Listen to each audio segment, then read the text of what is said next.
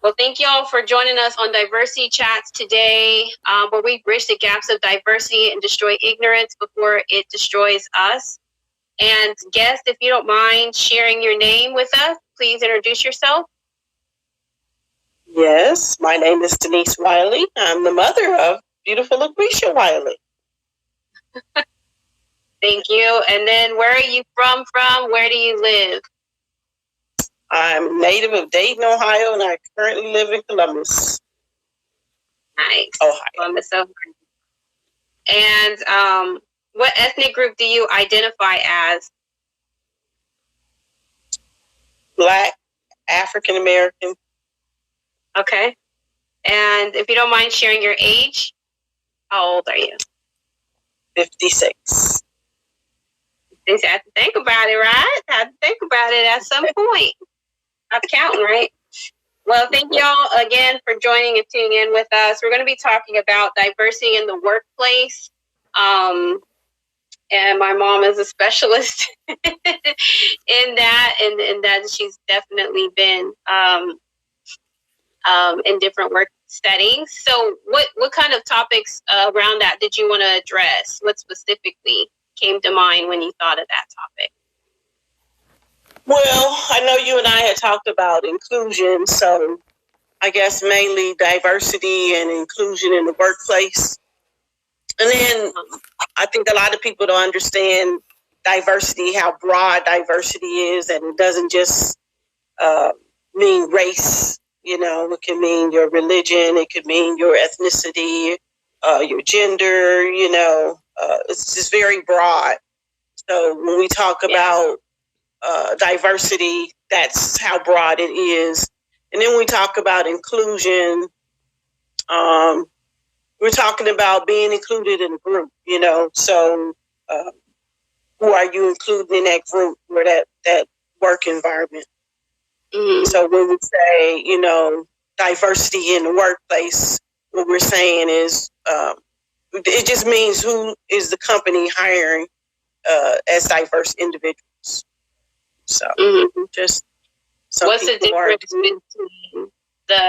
difference between just hiring people that are diverse and actually including people? Like, how can you include people? I think the employers have to show the employee, well, actually, you at the interview point, that they are truly interested in you, and not afraid of the diversity question. Is if you have that question in the back of your mind, is this a diverse work environment that they should be open for the conversation? If they're not, maybe a little questionable, you know, about wanting to be with the company because you're not sure about the inclusion, which you are obviously looking for. You address the question. So important for, I think, every one of the diverse groups to be included for many reasons. You know, you have the employer actually is benefiting from diversity because they're getting a lot of people who are from so many different groups and experiences and knowledge and education. It is going to build the company if it's going to do anything, but the company itself show the employee its appreciation upon, you know, the interview at the point of interview beyond, you know, as far as like employee appreciation days and just recognizing them employees in a month, whatever it takes to include the employee. You're going to get more of a productive and the profits are going to just excel for the company if you can get people to show interest in the company by showing interest in that employee. They're going to give you, they're going to show you their experience and their skills and willing to go beyond. Do some overtime, maybe. Right. So yeah, the topic of being included and diverse in workplaces is one that's a hot topic right now, especially since of the current climate, the racial unrest. How is the what you're hearing in the news and the other things that are going on maybe in your community or your family? How is that affecting you right now? Well, funny you should mention that. I recently had a conversation with a friend of mine who lives out there with you, and she just went through an issue of diversity at an interview point. She got interviewed 4 times, and the 4th time it was a question from the employer about her diversity, how she handled diversity. Mm-hmm. And I thought that was an awkward way to go about it, and not sure why, they waited to the 4th interview to ask a question like that. That seems something that you're going to address up front. You're going to want the person who's coming from employment there to know this is a very diverse work environment. You open to that. It's in the work environment. Most people will be because they need the finances, but more importantly, you want to make sure the person is going to be comfortable in that work environment. I'm not ever personally taking it personal, being the only person of my ethnicity in the workforce, but some people do, and yet still, you just have to have the conversation. If you don't have the conversation, then it's going to be a dud. Mm-hmm. Yeah. So you was fortunate enough to find some work elsewhere, because I would have hated for her to take that, knowing that they come all the way to the point of diversity question on a 4th interview. Why are you in 4 interviews in the first place? Either I got what it takes, or I don't. You learn that after the first interview, or when you have the 2nd interview, you hope that that's it. So yeah. Mm-hmm. What do you think about how my hair is right now? It's not necessarily work. It's not considered like professional or whatnot. And I don't know if it's because it's a fro hawk, which is a mohawk professional, or is it that my hair is kinky curly, that it's not professional? What are your thoughts about that? Like if I went to an interview, about that hair. It's to me a way of discriminating, because you should not predetermine how I should look or how I should wear my hair. I believe there's a tactful way to address the situation if it's an issue at all, but out the gate, I really think I shouldn't be judging you on your hair, as long as you're not coming in with lint all in your hair and things that are distract. I think employers when they're interviewing, and it's things of that nature. But that's just because there's that racial barrier and that unfamiliarity for people, because they haven't had the diversity allowing us to be that very loose with our hair. So I know even in my workplace,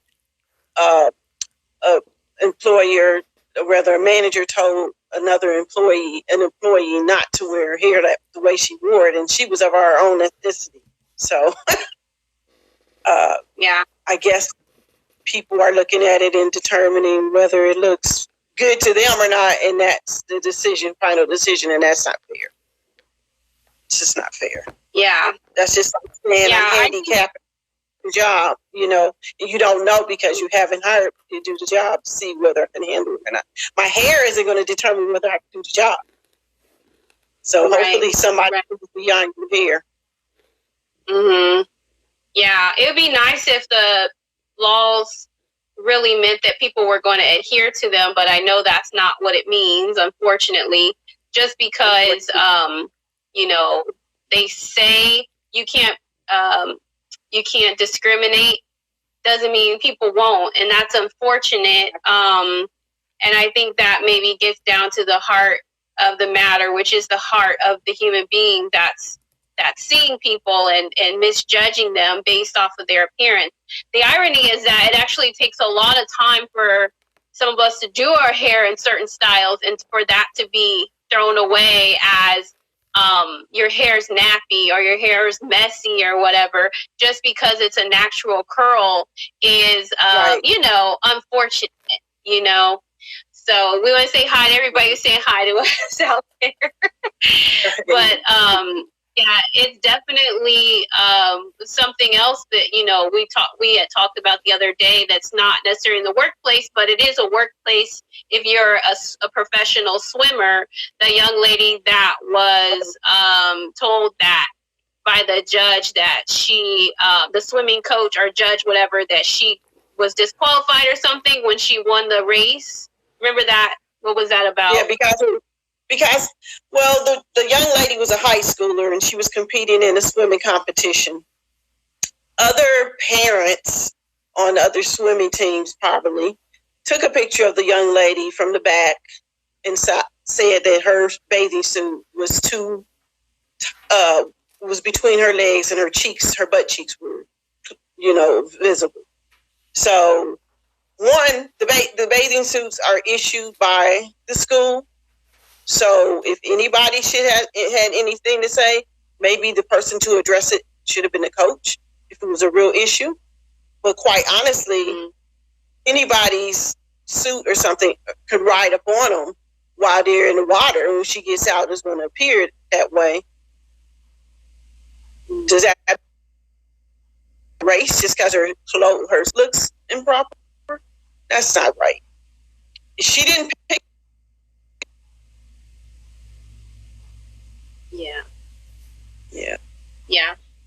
We're getting a little bit of static and interruption there, but I think the gist of it was that the young lady was discriminated against because of her body type and how it didn't fit well with the issued uniforms from the school, which is not her fault. And like I said, we're talking about workplace diversity, and unfortunately it touches a little bit on discrimination. You know, again, this young lady, if she goes into the Olympics or she becomes a professional swimmer, that is her workplace. And she's being discriminated against because of her body type. And I know Serena Williams, I think it was Serena Venus, and I don't remember which one, but one of the Williams sisters was discriminated against for her body type in an outfit that, you know, was made by a well-known athletic company. So it's really unfortunate that people have this unrecognized mindset about what the ideal individual is supposed to look like, and then that being imposed upon other people. I know even J-Lo has gotten criticism just, you know, when she first came out more into the music scene, just because of her body type. And I don't know if you have any thoughts about that as well, but, you know, just the fact that how do we get people to accept that everybody doesn't look the same? I think that's a personal issue altogether for that person, for anyone, because we didn't choose the color of our skin. We didn't choose the gender at birth. You were given, God gave it to you. At birth, I have to know that birth, because there has been, there's a whole lot going on, and that's a whole nother show. So I'm saying at birth on that. And and so we have to be cognizant of people. No one asks for their nose to be big or small, the ears to be bigger and smaller than the other person. It is just how God made them. We have to accept people for who they are and not judge them by the color of their skin, not judge them by their hair, how big their nose is, how big their hips are, how skinny they are. We have to stop being judging, because we're not the ones who are going to see these people through anything in life other than negativity. When you say those things, you just bring somebody else's self-esteem way low. We're all human, so you gotta treat everybody like an equal, not based on the color of the skin, the hair, but just as equal. Right. But it's a heart issue in the end. A lot of times I believe people are harsh because, one, you have to love yourself. If you don't start loving yourself, it's hard to express love to anyone else. You don't even know what love is when you coming out hating. What's the point of hating somebody like that? Yeah, it's true. I think part of the issue too is subconscious influences from media. I know Barbie has been under attack for things like that, showing one type of body type, one type of skin tone as beautiful, and passing that on as the idealistic appearance. And not to be super extreme, but Hitler had the mindset of, an idealistic human being and what they're supposed to look like: blonde hair, blue eyes, even though he didn't look like that. I don't understand that part, but there is this unfortunate line that is drawn in the sand as far as who's beautiful, who's not beautiful, who's acceptable, who's not. And it's definitely a programming thing. And so what do you think about how we can tackle that in the household? You're a parent, how you speak to your kids or things like that around the dinner table. Yeah. Well, off the word of diversity, you really have to, it's okay to let your children know that we don't look alike. And just like I stated before, the reason why we don't look alike is God made us all individually. You're unique and I'm unique. There's some similarities in each of us, but no one is exactly alike. Your style, your fashion, your thought process, it all varies, and that's perfectly healthy. If we were all the same, it would be a very boring world. Very boring world. We wouldn't learn new things. We wouldn't do new things. We wouldn't go new places. There'd be no productivity in our day. We'd just be all walking around like robots. And it is true, like you mentioned before, is the media has a whole lot to do with that. And the impact, I think, that with the hair issue women have, especially as women of Black women, is back in the days, all you ever saw on the magazines was a woman of another ethnicity. You did not see African American women for a while, till I believe like mine came out, and I'm trying to think of, it was another African lady. But anyway, you didn't have a whole lot of us to look at. You didn't have anybody of your own ethnic group to look at. So then the image to look like someone else who you thought was beautiful by the magazine was, I believe, how women got way into all this perming and believing they wanted long hair and putting extensions in. I've had the relaxer when I was 13 myself and had it for many years. And then, I decided back 2009, I'm done. I'm not going to worry about dyeing my hair. I'm not going to worry about pressing or relaxing. I'm just going to be natural. This is what God gave me at birth. Appreciate it.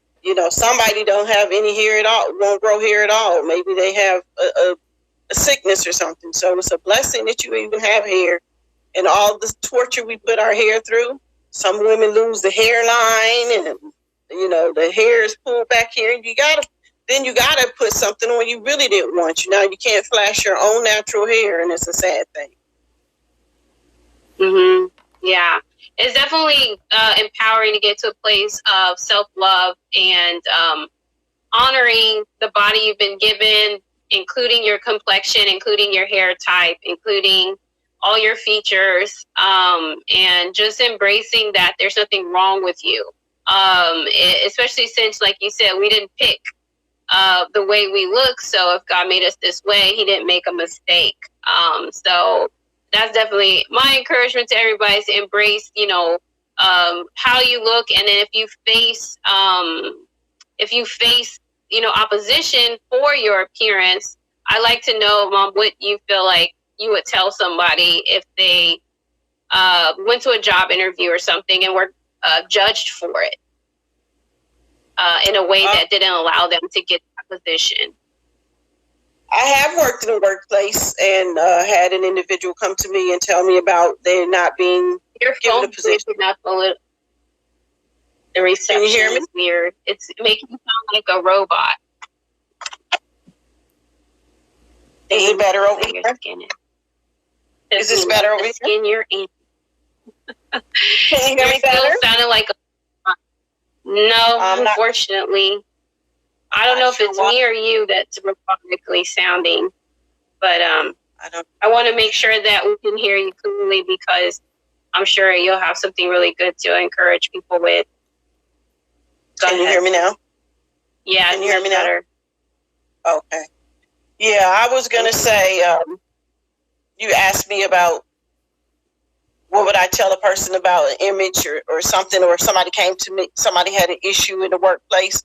I have had to address that issue with someone, help somebody through something like that before. Because of her size, she didn't get a position in the company. And it was a manager who said, she thought she was too big. She didn't say it to her, but she said it to me. I didn't repeat it to the individual, but I did let both of them know my position. That one, I told the manager that was not professional.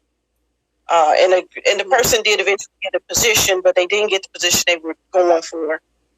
And the conversation I had with the individual was to address human resource. Because no one should ever be down-talked or feeling like they don't look the part. Looking how you appear has nothing to do with what's up in your head, has nothing to do with what's in your heart. It's an exterior. It has nothing to do with it. So your job performance is what really counts. If the person got inside the company, you shouldn't be inside the company dealing with any of these issues. And I fault the companies who are not addressing these issues, because they need to be addressing these issues in human resource. The conversation needs to happen from within. The diversity conversation needs to happen at the company's level, where they have an open forum, people who want to learn more about diversity or understand the diversity. But to me, common sense, you didn't choose the color of your skin. You didn't choose your gender, well, until at birth, this is, so no one should hold it against you.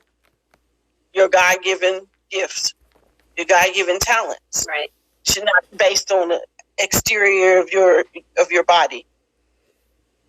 Very true. Thank you for sharing that. So we reached our 30-minute marker. I'm going to do my, or we've almost reached it. I'm going to do my closing, and then if you have any closing remarks, something else you want to share, please feel welcome. We want to thank everybody again for joining us on Diversity Chats, where we bridge the gaps of diversity and destroy ignorance before it destroys another life. Mom, did you have anything else that you wanted to share?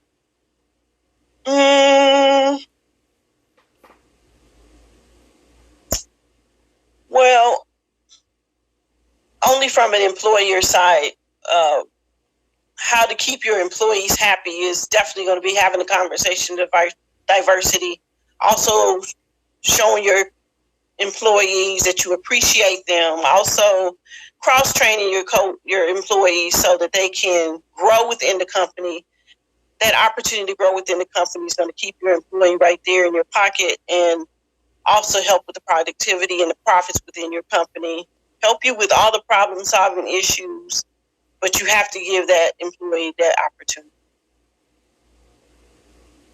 That's fair. Definitely. I agree. And thank you so much for your closing remarks. Thank you guys again for joining us. And we hope to see you again on the next Diversity Chats. Have a great day.